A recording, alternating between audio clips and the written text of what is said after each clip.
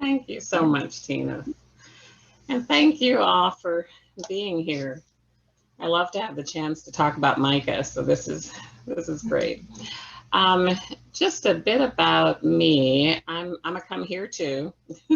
I'm from Chicago, and Micah is housed at Richmond Hill. Have you guys heard of Richmond Hill?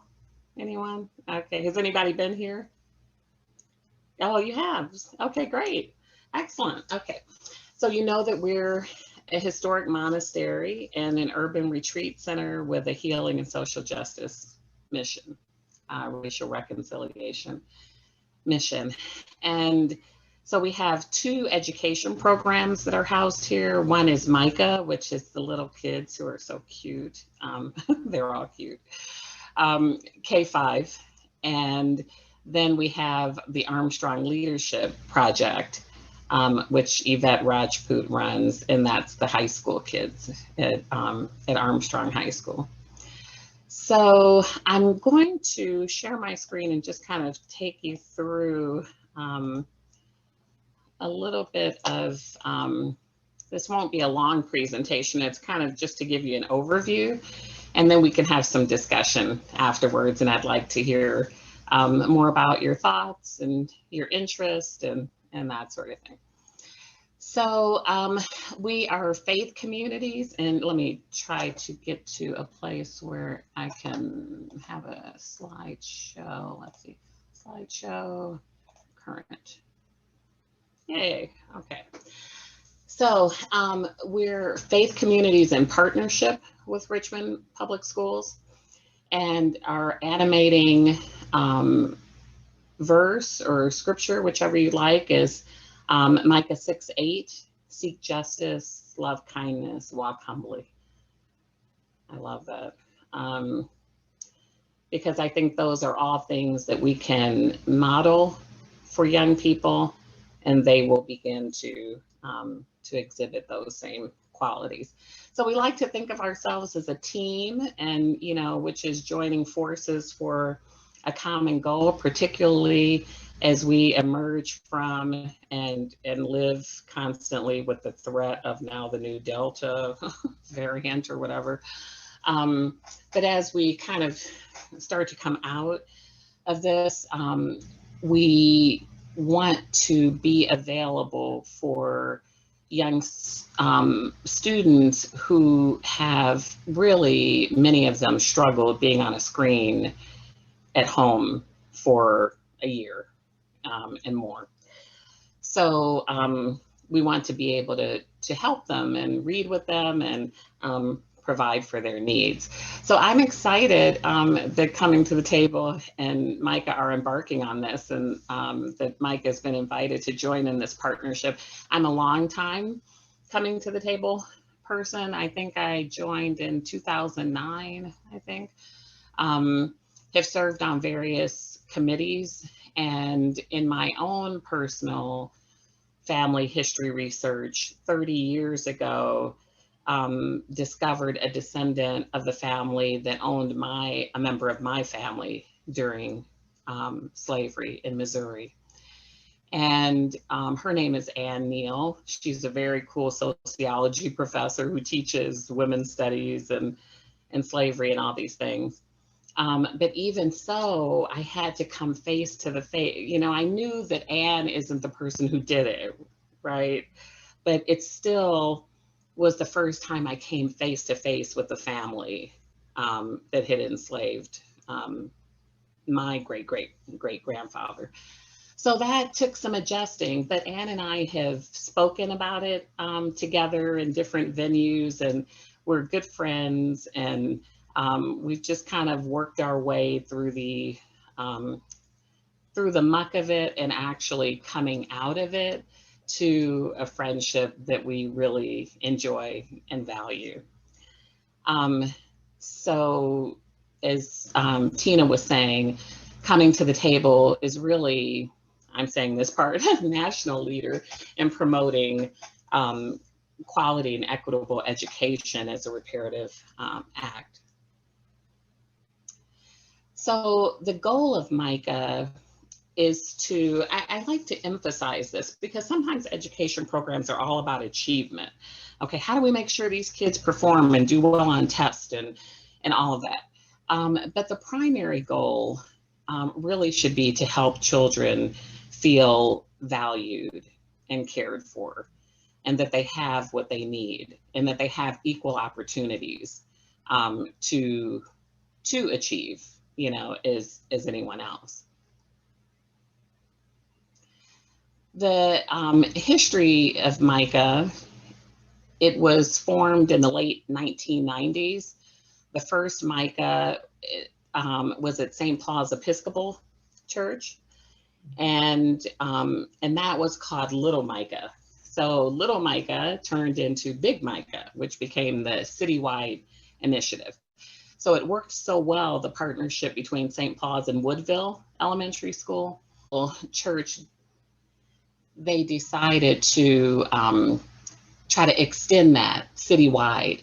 And so that has been very successful over the years.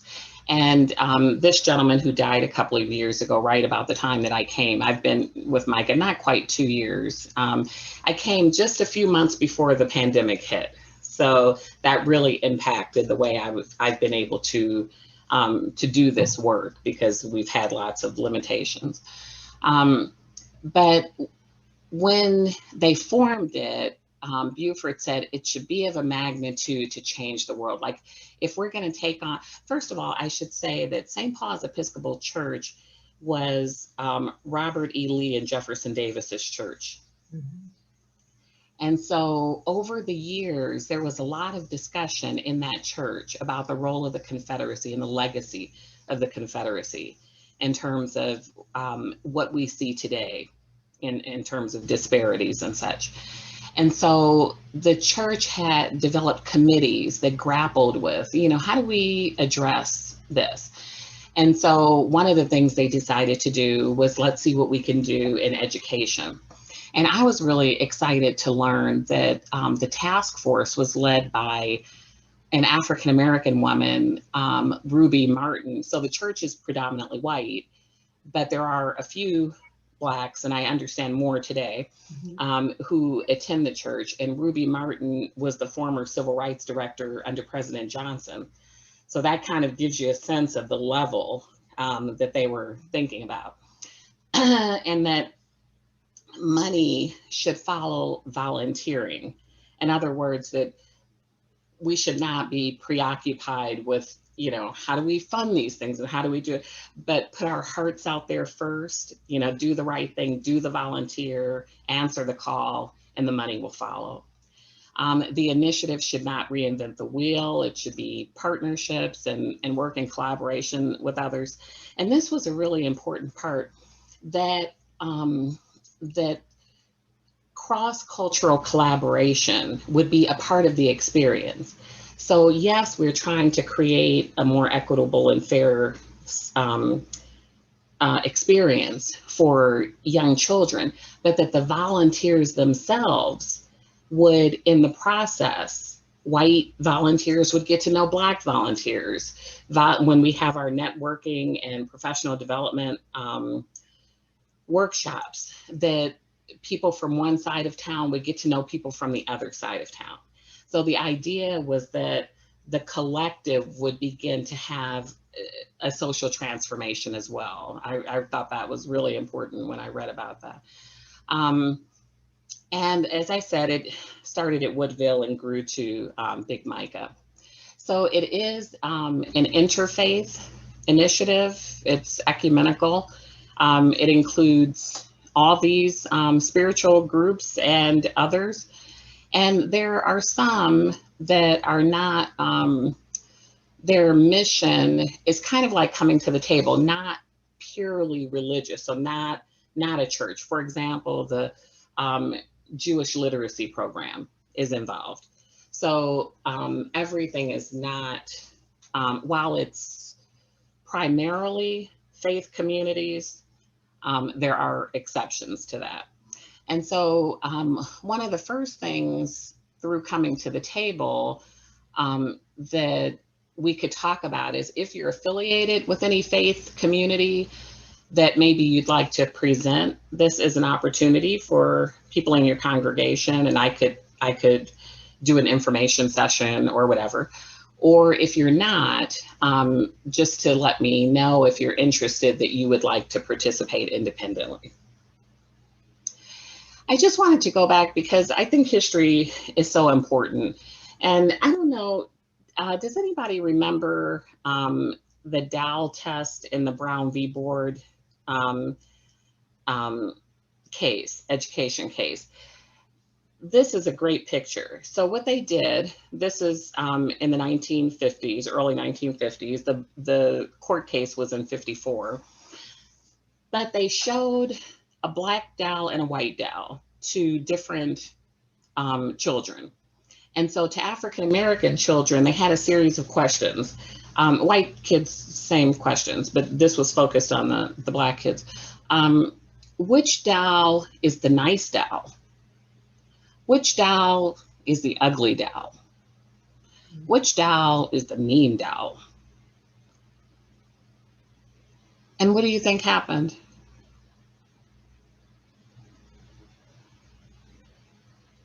You can unmute. All the negative was tied to the black dog. Mm-hmm. Exactly. And so that shows how at such a young age, the impact that society can have on young children. So we have to be going back to that, helping people know, young children know that they're valued and as smart as anybody else, and all of that. That harkens back to all of this, because we want to make sure that this is not repeated. And in my own personal background, my mother told me that, do you remember the Chatty Cathy dolls where you pulled the string and they talked? We love those dolls. Yes. And so I'm glad to see that people know. They had just come out with the black Chatty Cathy because they didn't have a black Chatty Cathy. So my mother said, okay, I'll get the girls for Christmas, me and my two sisters, black Chatty Cathys. Well, she went everywhere and she couldn't find, they were all sold out. So she said, okay, I'll give the two older girls the white Chatty Cathy, and I'll give the baby, me, the black Chatty Cathy. Well, she said she was in the kitchen cooking on Christmas morning, and she turned around to find me destroying the doll, pulling off her arms, ripping out her hair, just destroying. And she turned around and said, I was 4. So look at this picture. Yeah. And so she said, why are you hurting the baby? And I said, I don't want a nigger for Christmas. And I share that story with you to say the profound impact that, they found in this court case, and also that I experienced in my own life, of the impact that society can have on young children. Now, fortunately, life goes on, and I didn't get any of that from my parents. I got it from external forces. And then as time goes on, you have other influences in your life that mitigate against this, if we're fortunate. So, I turned out fine, but these are the kind of things that we have to make sure don't happen. And that's a picture of when it passed. The other thing I wanted to just say, again, this is all just context for us volunteering in the classrooms in a district like Richmond Public Schools, where 75% of the students are African American. After Brown v. Board, nearly 40,000 teachers, African American teachers, lost their jobs, because now they're doing integration. And what do you think some white parents were saying about who they wanted teaching their children? So people were advocating for white teachers in these integrated classrooms. And in many places, mostly in the South, but also in the North, wonderful African-American teachers were let go because now with integration, people were pushing for white teachers. We still have not recovered from that. We still have a dearth of African-American teachers in the classroom. Okay, so looking at Richmond Public Schools, 75% are African-American, 12% are Hispanic, most eligible for the free lunch, so they're low-income students, and significant disparities, and this is all information directly from Richmond Public Schools. So still disparities in resources, quality of school buildings, suspension rates. Okay, think about that. So students commit the same sorts of offenses, but much more often, African-American students are suspended. Likewise, in schools that are predominantly Black and low-income areas, there aren't the programs for gifted students like there are in predominantly white schools. So there's a lot more work to be done, and this is where you come in. And so one of the things when they established Micah, they said our first question to schools is always, what do you need? In other words, we can come in and say, oh, we can do this, and we think you should do this, and it's our agenda, coming in from the outside. But it should really be, how can we help the school district in achieving their goals? So examples of the needs right now, one of the number one goal right now for Richmond Public Schools, according to Superintendent Jason Camras, is to help create a culture of reading. So they're trying to do everything, infusing reading into everything, even vending machines. So what they're doing is they have purchased vending machines, book vending machines, cool, for all the schools. This will be the first year. And so students will be able to accumulate points based on how they do in certain classes, or if they're helpful in different ways. And then they can use that and go to the vending machine and get books, which is fabulous. So one of the things they're looking for the communities to help with is to keep these vending machines fully stocked. Each one holds 336 books. And if any entity were to take on one school for the whole year, it would be about $10,000 in terms of restocking those books. So, so Micah will definitely be, as we approach the fall, be holding book drives to help stock the vending machines. Do books need to be new books? Can they be new and lightly used? And they emphasize lightly used, yeah. Okay. And thank you for that question, because that's good. The other thing is they are preparing a book list to give to us, because they said a lot of times, people have good and open hearts, and so they give a lot of books, but they may not be the books that the kids are interested in reading, or at the right grade levels, or all of that. So they are preparing a list that we can use to purchase books that they know the kids actually love and will look forward to reading.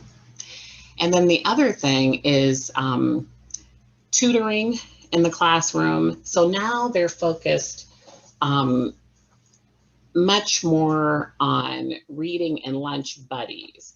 So typically in a year, volunteers are assigned to a classroom, to a teacher, to a student, and they will visit that same classroom, teacher, student the whole year.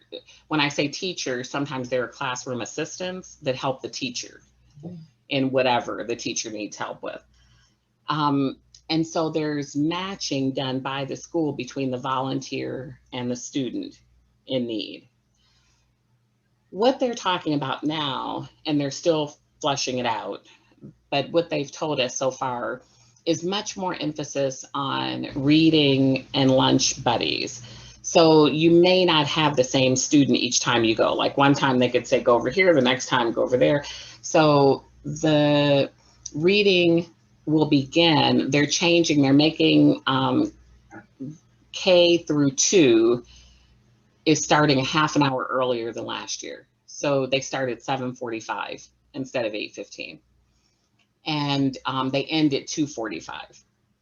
And so from 2:45 until 3:30 and really 5:30, they're emphasizing 2:45 to 3:30, which is kind of a traditional end of the school day.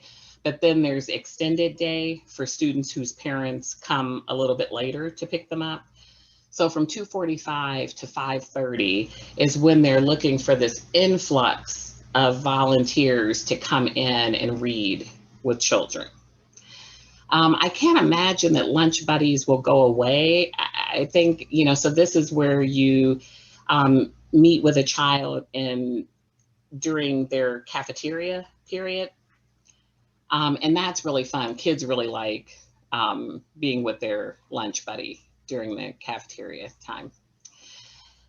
And Micah volunteers help with school supplies. The district and schools will put out school supply lists, and we help to supply those needs. Donating to the principal's discretionary fund so that as things come up that they want to do that are special, they have some funds to do that. Welcome kits are things that we're going to be doing near the end of the summer to welcome teachers back, especially after the pandemic and all they've had to go through.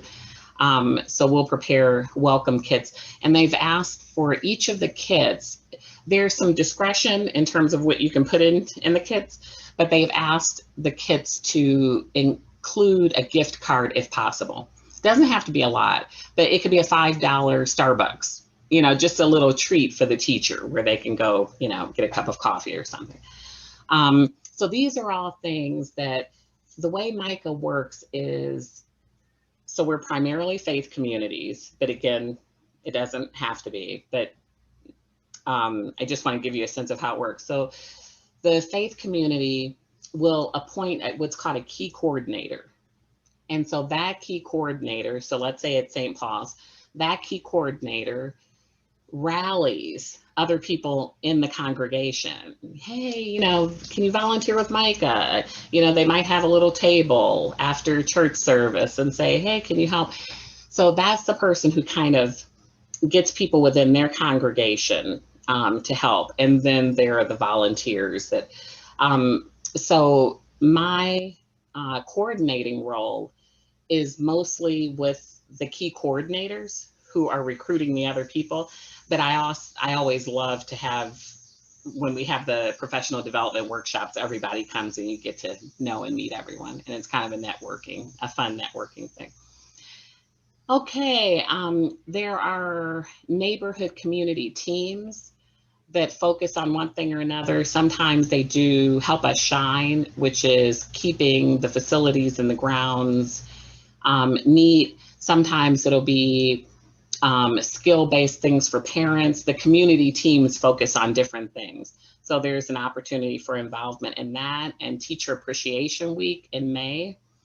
So we're always looking for creative ideas of what could we do for teacher appreciation, this year. Micah volunteers also help with guest speakers in classrooms. And then there are moving on ceremonies for the 5th graders as they move on to junior high. So that just gives you a sense of some of the things that volunteers do.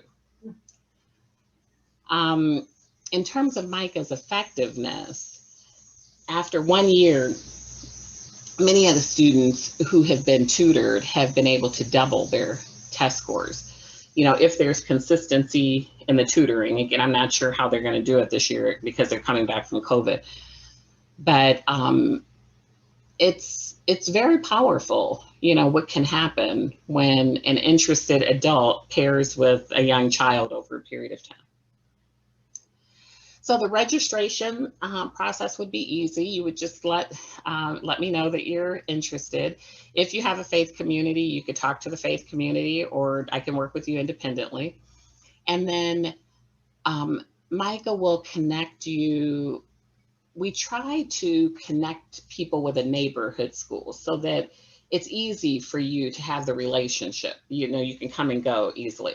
But sometimes the needs are such that maybe the school close to you has enough volunteers right now. And so the real need is somewhere else. So we would receive that information on the needs from the district, and then we would come back to you and say, here is a school that has a particular need. Would you be willing to go to that school? And then there's an organization called CIS, Communities in Schools. So that's the entity that they are based inside each school, and they do the matching. And they also conduct the background check. And there's an orientation that they give. So all of that happens pretty close to the beginning of the school year. There's always a maybe 2-month a time period that has to pass, because before they start bringing people into the classrooms, they want to make sure that students are oriented and feel settled. And so volunteering usually starts in October sometime. It doesn't start right at the beginning of the school year. And then Micah holds regular professional development workshops on a host of things that are really important for volunteers to understand, like trauma-informed care, like asset-based learning. You know, how do you treat a child looking at their assets as opposed to what they don't have, you know? So maybe they don't have a lot of money, but they have a lot of community resources and people in their communities that really care about them and love them. So there are a host of things there to know.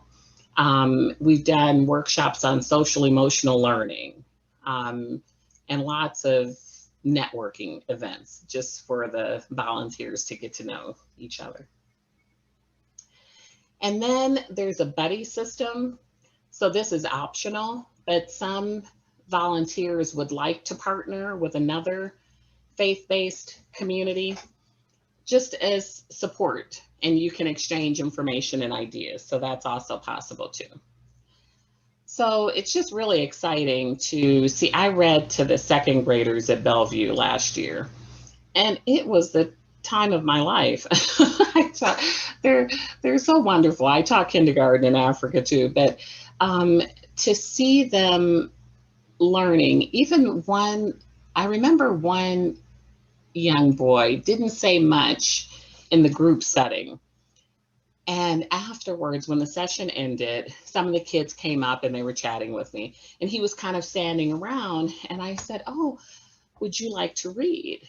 And he said, like, he didn't want to do it in front of the group, you know, but he saw that everybody was getting excited about the story, and you know, and so he said, yeah. And so we stood there, and it was just so heartwarming, because he, you know, he struggled a little bit with some words, but the point is he was reading, you know, he was interested, he was turning the pages.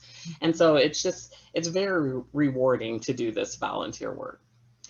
And I don't know if you've heard the parable of the sower in the Bible. One of Dr. Paula Parker here does a lot of wonderful kind of generational trauma work. And she talks about it's when seeds fall on good soil that they reap, you know, a beautiful harvest. And so what can we do to make sure that we're having seeds on good, fertile soil where people are really caring about and paying attention to? One of the things we want to look at more this year is equitable funding.